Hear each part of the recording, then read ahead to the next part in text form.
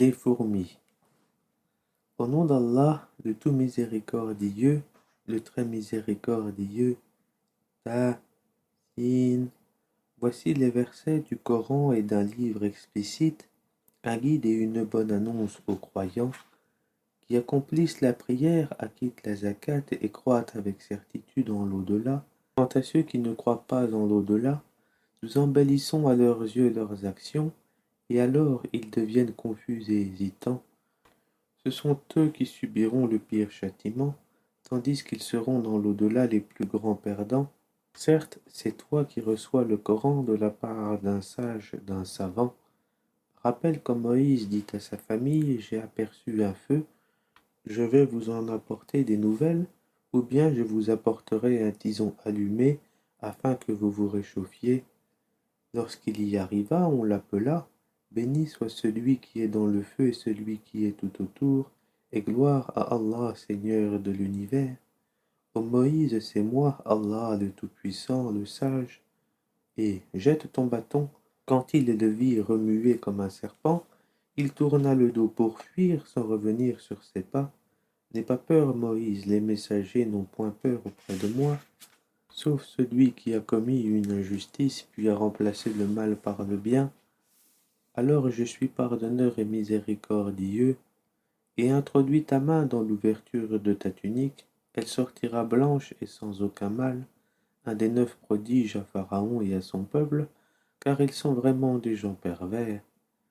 Et lorsque nos prodiges leur parvinrent clairs et explicites, ils dirent c'est là une magie évidente. Ils les nièrent injustement et orgueilleusement, tandis qu'en eux-mêmes ils y croyaient avec certitude. Regarde donc ce qu'il est advenu des corrupteurs. Nous avons effectivement donné à David et à Salomon une science, et ils dirent louange à Allah qui nous a favorisés à beaucoup de ses serviteurs croyants.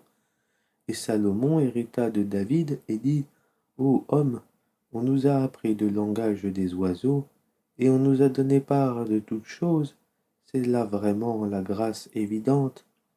Et furent rassemblés pour Salomon ces armées de djinns, d'hommes et d'oiseaux, et furent placés en rang.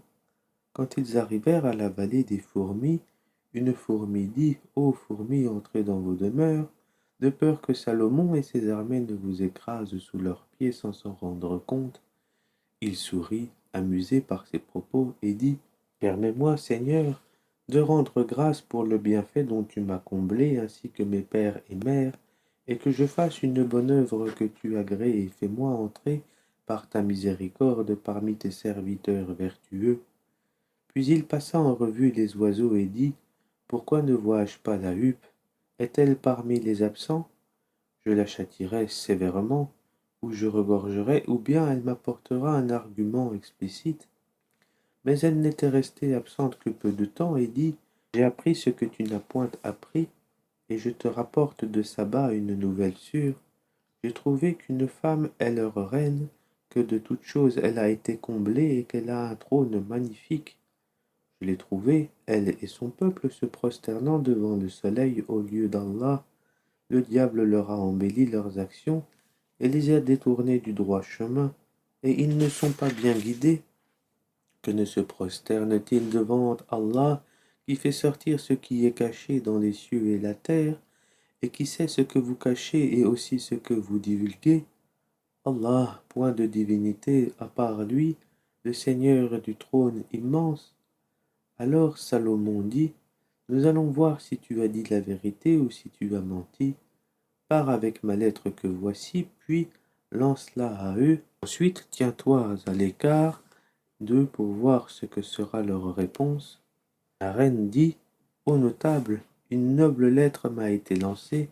Elle vient de Salomon, et c'est, au nom d'Allah, le tout miséricordieux, le très miséricordieux. Ne soyez pas hautain avec moi et venez à moi en toute soumission.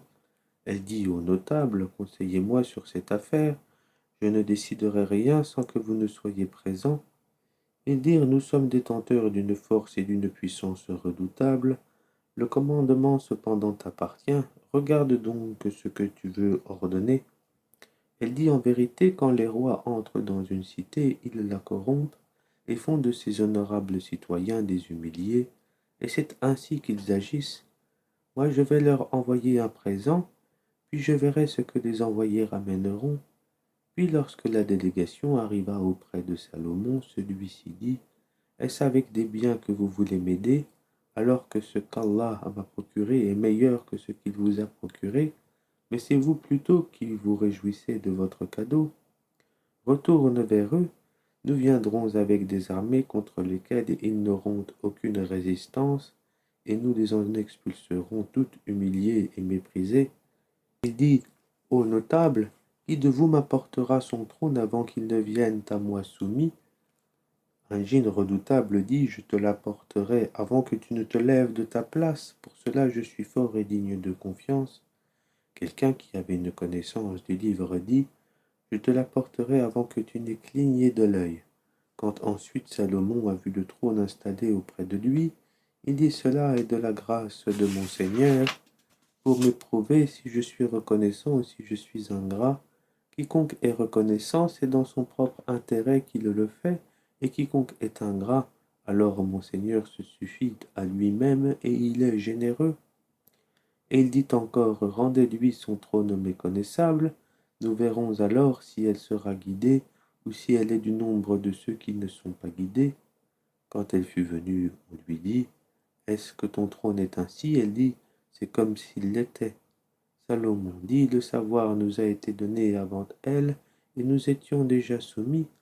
Or ce qu'elle adorait en dehors d'Allah l'empêchait d'être croyante, car elle faisait partie d'un peuple mécréant.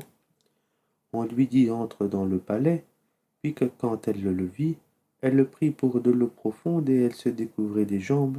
Alors Salomon lui dit, ceci est un palais pavé de cristal. Elle dit, Seigneur, je me suis fait du tort à moi-même, je me soumets avec Salomon à Allah, Seigneur de l'univers. Nous envoyâmes effectivement vers les Tamuds leur frère Salih, qui leur dit, adorez Allah, et voilà qu'ils se divisèrent en deux groupes qui se disputèrent. Il dit, ô mon peuple, pourquoi cherchez-vous à hâter le mal plutôt que le bien? Si seulement vous demandiez pardon à Allah, peut-être vous serait-il fait miséricorde.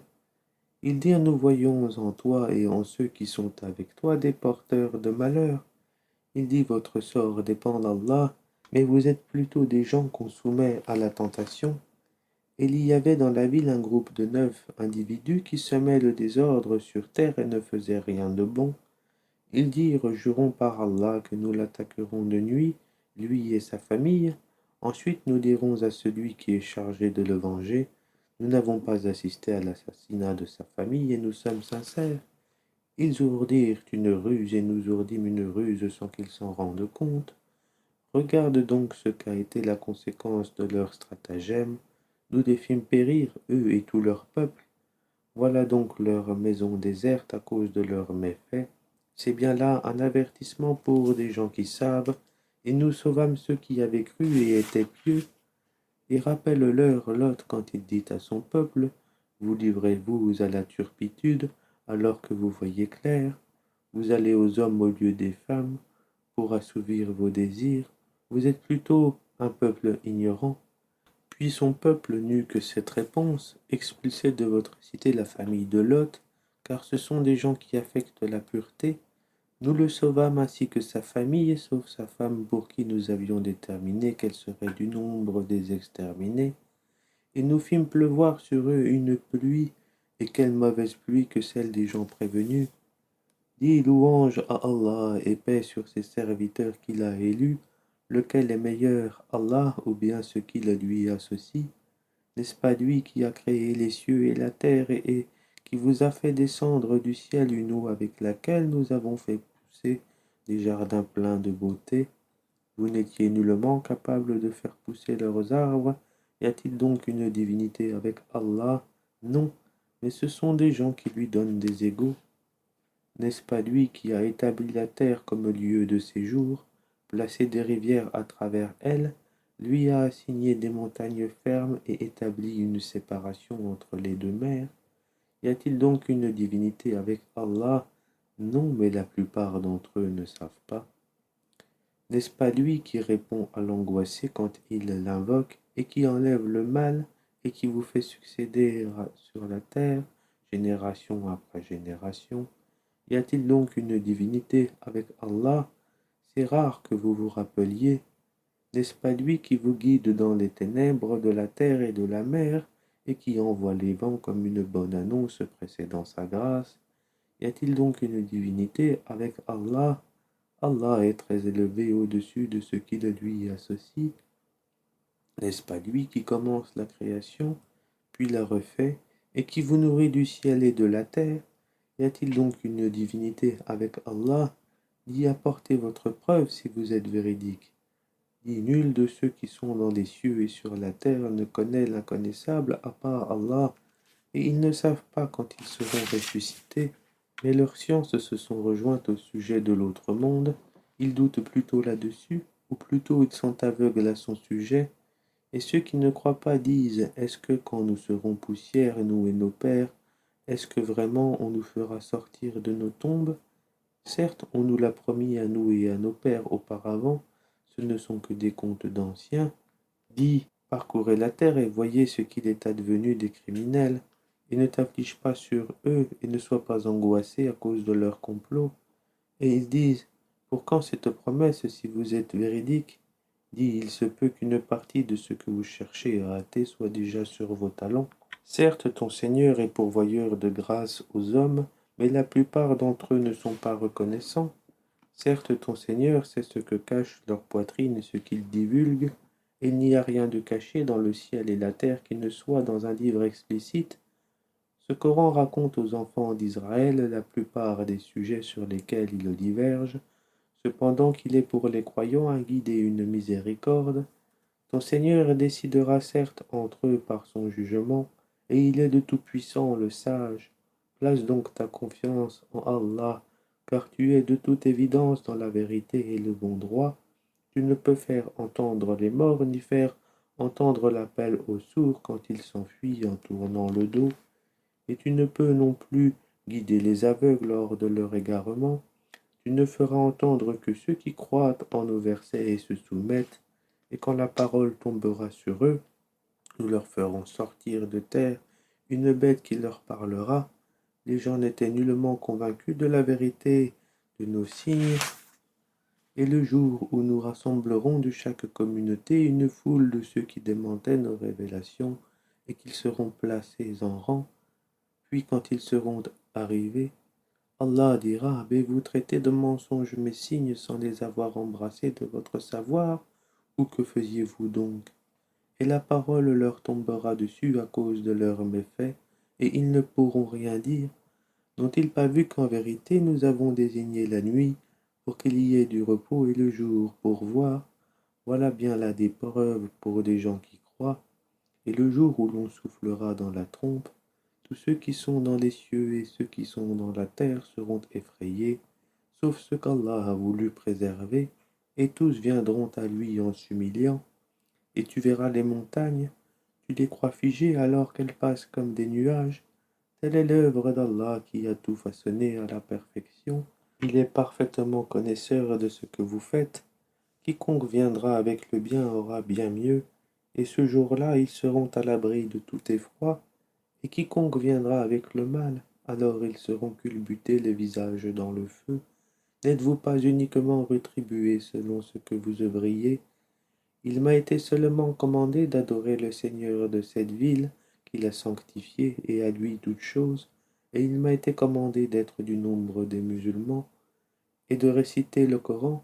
Quiconque se guide, c'est pour lui-même, en effet qu'il se guide, et quiconque s'égare, alors dit, je ne suis que l'un des avertisseurs. Dis louange à Allah, il vous fera voir ses preuves, et vous les reconnaîtrez. Ton Seigneur n'est pas inattentif à ce que vous faites.